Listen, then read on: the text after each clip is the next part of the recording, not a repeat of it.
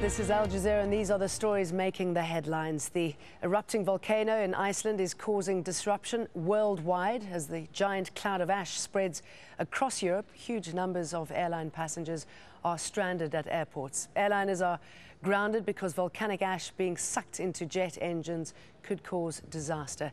And people's lungs are also threatened, but only if the ash lands on the ground. Carlos Dora from the World Health Organization explains. Only if it were to come down. At the moment, as it is, the very fine particles, as they're high up in the atmosphere, and they're not coming down, people are not exposed to any levels of air quality or bad air quality that would be of concern. So far, in most of Europe, the air quality is good, and there's no reason for concern. We do have, however, to monitor the situation, especially if this plume or this cloud of very fine particles were to go to ground level, then we could be issue warnings. In Western China, the number of people now known to have died in Wednesday's earthquake has risen to 791.